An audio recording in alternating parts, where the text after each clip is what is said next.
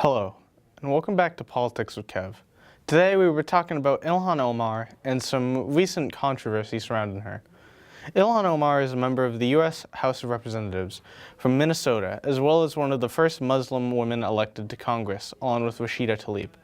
Now, what controversy is she involved in, you might ask? Well, she was recently labeled as an anti-Semite for criticisms of Israel and claims that the American-Israel Public Affairs Committee, or AIPAC for short, was paying politicians to be pro-Israel. Her first allegedly anti-Semitic comment was made on Twitter in 2012 when she said, "Israel has hypnotized the world. May Allah awaken the people and help them see the evil doings of Israel."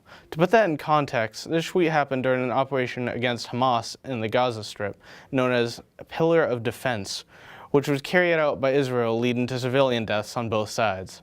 The more recent quote-unquote anti-Semitic statement was her saying, "It's all about the Benjamins, baby," referring to a tweet by Glenn Greenwald, a co-founder of The Intercept, an online news site, about GOP leader Kevin McCarthy's threats to punish Ilhan Omar and Rashida Tlaib for their criticism of Israel.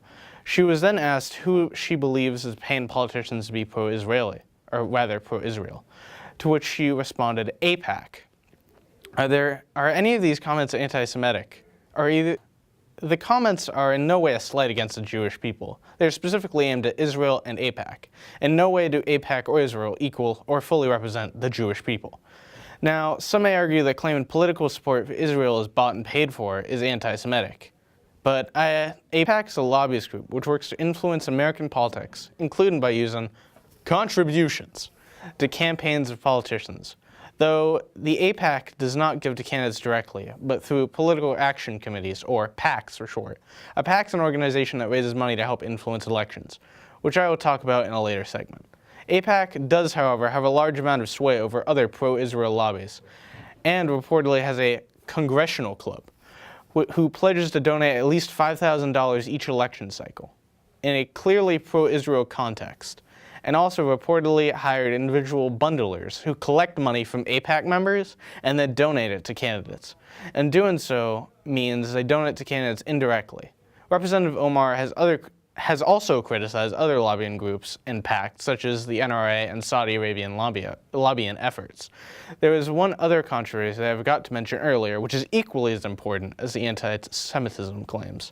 Not too long ago, Ms. Omar spoke at a Council on American Islamic Relations, or CAIR for short, and she said, and I quote, "CAIR was founded after 9/11 because they recognized that some people did something and that all of us were starting to lose our civil liberties. Many people took only the 'some people did something' part of that quote and tried to say that she was downplaying 9/11. Now, did she downplay 9/11 with that quote?